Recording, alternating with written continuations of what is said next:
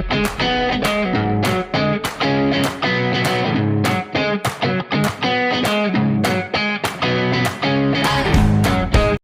Assalamualaikum warahmatullahi wabarakatuh.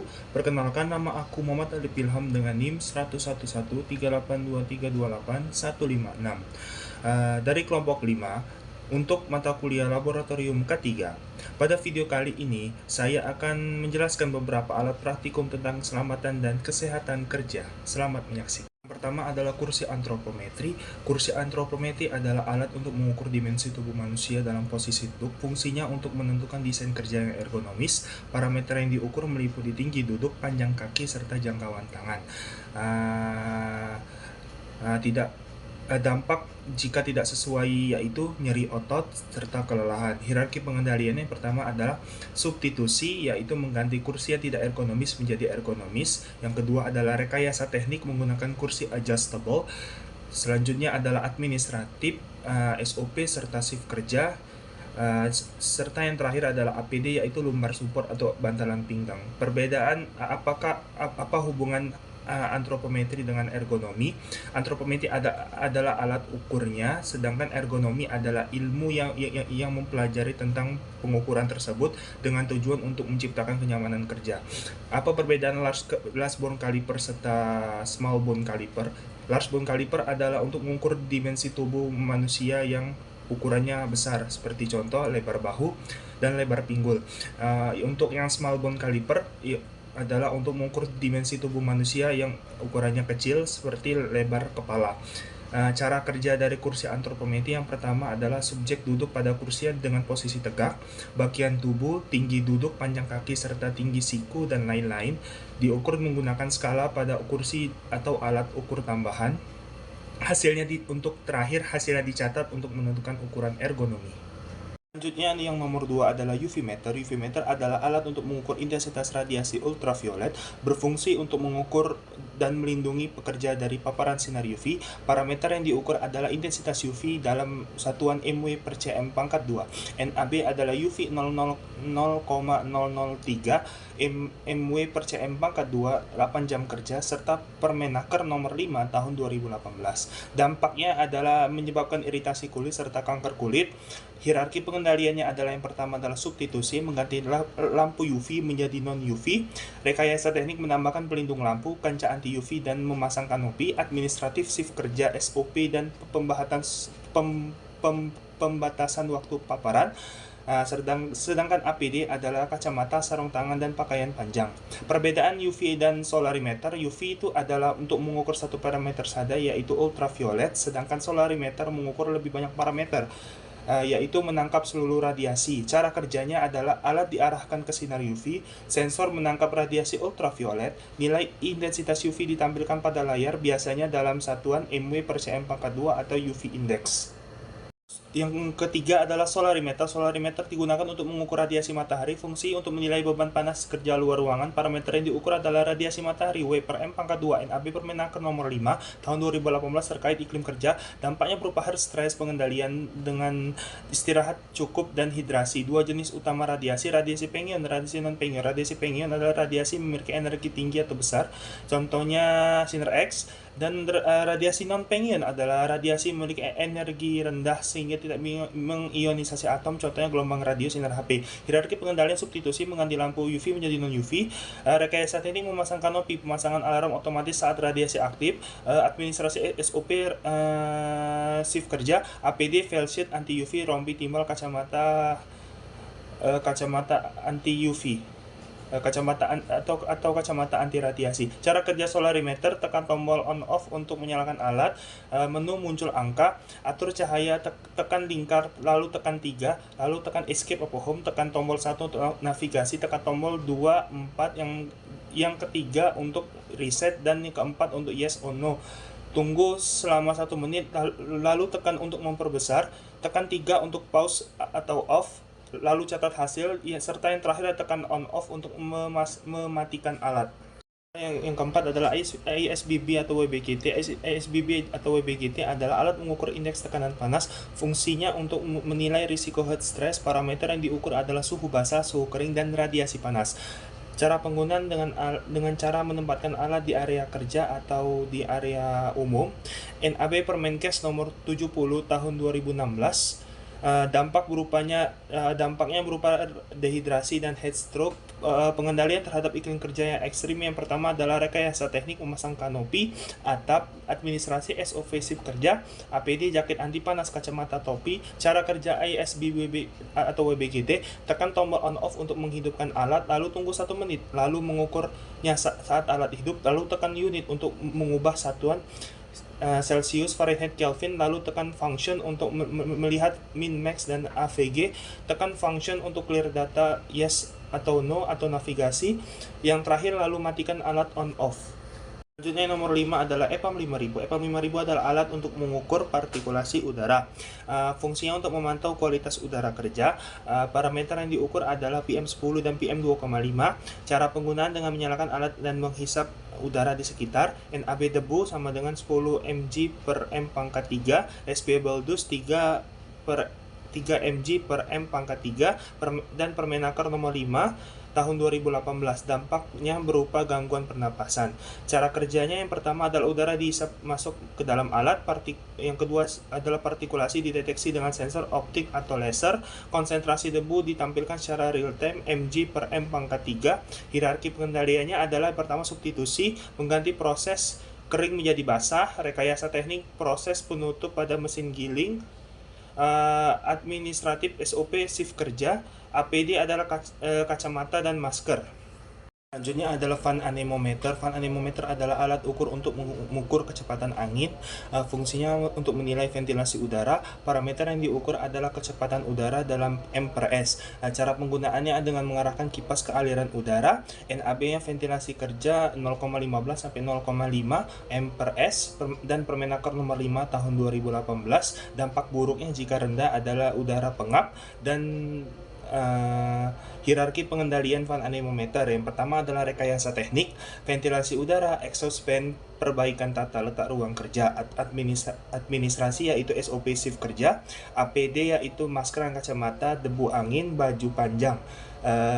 Cara pemakaian fan anemometer, yang pertama adalah tekan tombol on off, yang kedua adalah atur display atas kecepatan angin M per S di bawah suhu derajat Celcius, yang ketiga adalah tentukan sumber angin lalu arahkan ke sumber angin 1 menit.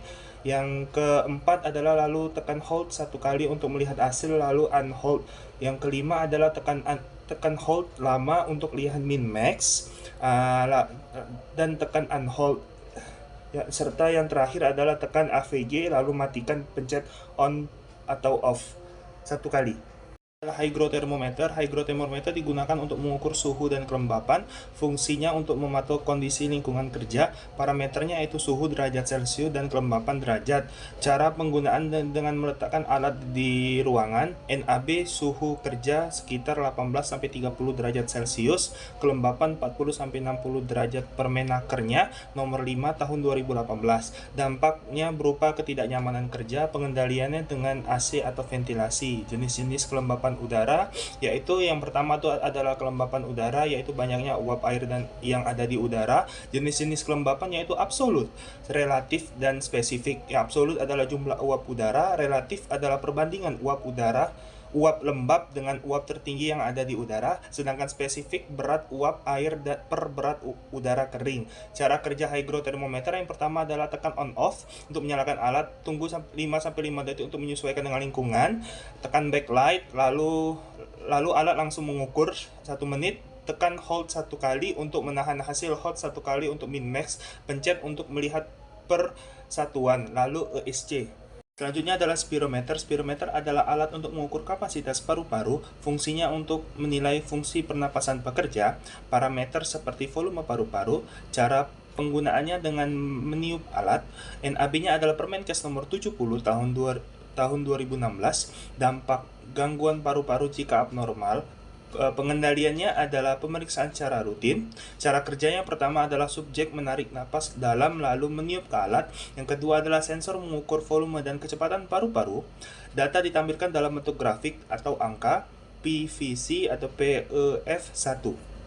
Ini adalah vibration meter. Vibration meter itu digunakan untuk mengukur getaran. Fungsinya menilai paparan getaran pada pekerja. Parameter dalam M/S pangkat 2. Cara penggunaannya dengan menempelkan sensor ke alat. NAB wall body 0,5 M/S pangkat 2. 8 jam hand arm 5 M/S pangkat 2. Dan Permenaker nomor 5 tahun 2018 ISO 2631 atau ISO 5349. Dampaknya berupa gangguan saraf instrumen alatnya. Vibration meter yang pertama adalah tombol power untuk menyalakan alat, tekan sampai biru. Status LED menyala hijau, pengukuran berhenti, mengukur merah. Power LED itu menandakan alat menyala atau tidak, nyala biru. USB port untuk mengisi ulang baterai. Hierarki pengendalian yang pertama substitusi mengganti alat yang lebih rendah getaran. Rekayasa ini menggunakan peredam getaran. Sedangkan administrasi adalah SOP dan shift kerja, dan serta APD yang terakhir adalah karet full body. Selanjutnya adalah sound level meter. Sound level meter itu untuk mengukur kebisingan. Fungsinya untuk melindungi pendengaran pekerja. Parameternya ada dB dan cara penggunaannya dengan mengarahkan mikrofon. NAB-nya itu 85 desibel selama 8 jam kerja, dan Permenaker nomor 5 tahun 2018. Dampaknya berupa tuli. Cara kerja alat sound meter yang pertama adalah tekan tombol power untuk menyalakan alat, tekan tombol backlight untuk menyalakan lampu, tekan mode times waiting F/S slow karena kita berada di lingkungan yang stabil. Tekan mode rentang ukur LO atau HI low karena mengukur di lingkungan yang minim bising. Tekan mode A atau C dBA karena mirip dengan suara dan frekuensi manusia. Habis itu yang terakhir adalah matikan alat. Hierarki pengendaliannya yang pertama adalah rekayasa teknik, ruang isolasi peredam suara, administratif, SOP dan shift kerja, dan serta yang terakhir adalah APD, AirPOC, dan AirMove. Ini adalah Aerocool S500. Aerocool S500 adalah alat ukur gas. Fungsinya untuk mengukur polutan udara seperti O2 sama CO2. Parameter konsentrasi gas yaitu ppm. Cara penggunaannya dengan sensor khusus. NAB-nya adalah CO sama dengan 25 ppm, NO sama dengan 3 ppm, O2 sama dengan 0,1 ppm. Dan Permenaker nomor 5 tahun 2018.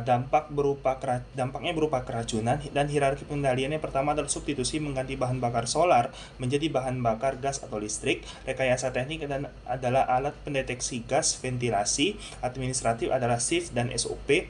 APD-nya adalah respirator. Yang pertama adalah cara kerja aerocool. Yang pertama adalah pasang kepala sensor sampai bunyi klik saat mati. Nyalakan alat pencet power. Alat melakukan warning selama 3 menit. Jika bunyi, tekan mute untuk mematikan alarm.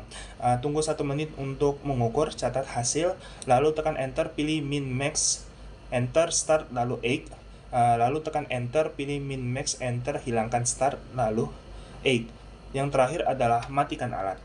Selanjutnya adalah personal pump air check esensial. Alat ini digunakan untuk sampling udara personal. Fungsinya untuk mengukur pajanan individu. Parameternya konsentrasi zat kimia. Cara penggunaan dipasang pada para pekerja. NAP-nya adalah Permenaker nomor 5 tahun 2018. Dampaknya adalah berupa penyakit paru. Hierarki pengendaliannya pertama adalah substitusi mengganti proses kering menjadi basah. Rekayasa teknik pasang penutup pada mesin giling, penyemprotan air dan exhaust fan. Administrasi adalah SOP dan shift kerja, sedangkan APD masker dan kacamata. Cara kerjanya yang pertama adalah pompa menghisap udara dengan laju tertentu, udara melewati filter atau media sampling. Yang terakhir tentang cara kerja adalah kontaminan tertangkap untuk dianalisis di laboratorium.